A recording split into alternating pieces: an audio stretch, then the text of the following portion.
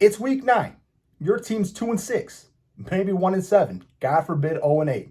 If that's the case, stay tuned. I'm going to show you a little bit of strategy and hopefully change your mindset on playing from a position of strength versus a position of weakness.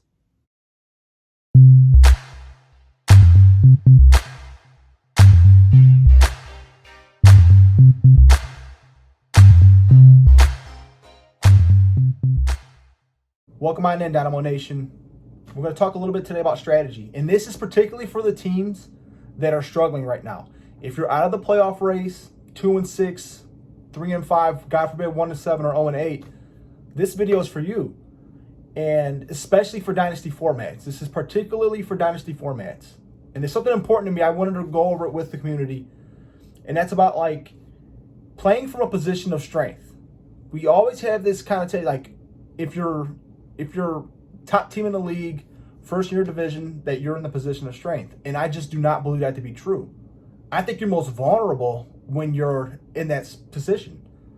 You're constantly, like, imagine being in that position, you're constantly turning over rosters, you're trying to do whatever you can to improve your team.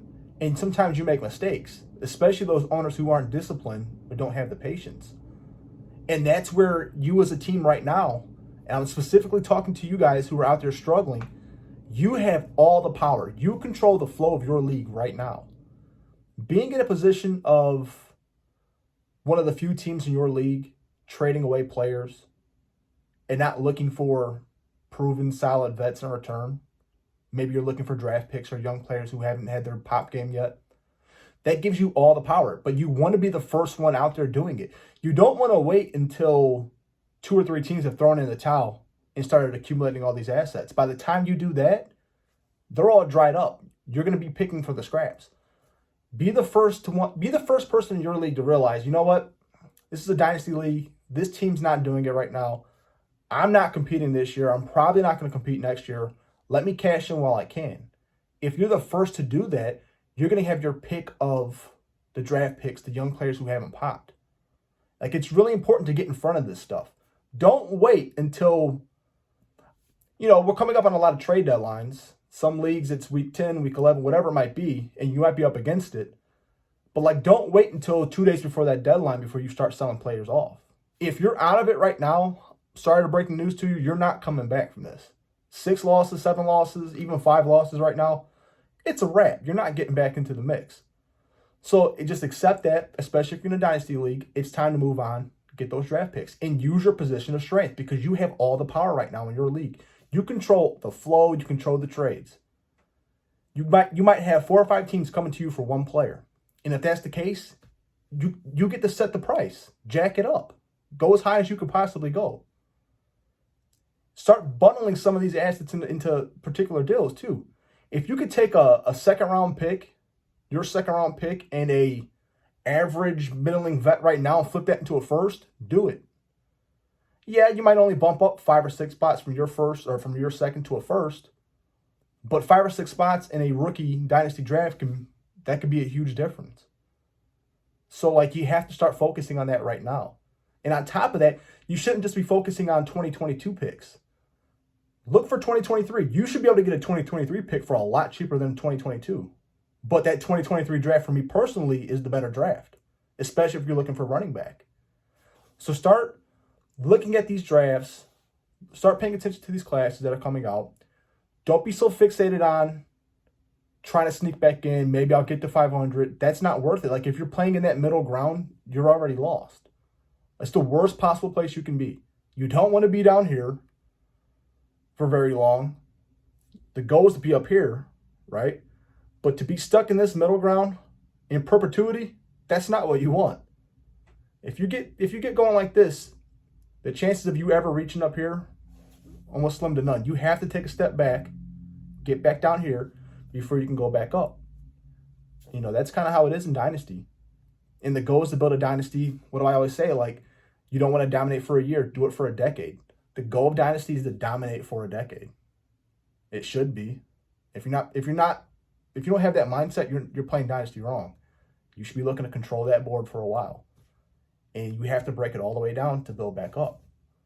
So don't look at your position right now. Don't let any team in your league manipulate you into taking whatever deal they're putting out. It's false. You have all the power right now. You get to control. Especially think about this. If you have a couple of vets, a couple of really good vets, and the rest of your team is just blah, you could potentially control who wins that championship this year. Think about the power that you have right now. So don't let anyone tell you that, oh, well, you're 2-6. You should take whatever I'm giving you. Hell no. You're taking what you're wanting.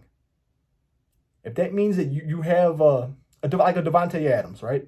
Great top 5 dynasty receiver. But maybe like it's time. He's going to be 29 soon. And if your team's struggling and the horizons don't look good, it's probably time to let him go. DeAndre Hopkins, same deal. You know that Joe Mixon is another candidate for me. These are just a couple of names right off the top of my head, but a guy like Joe Mixon, he's never been efficient.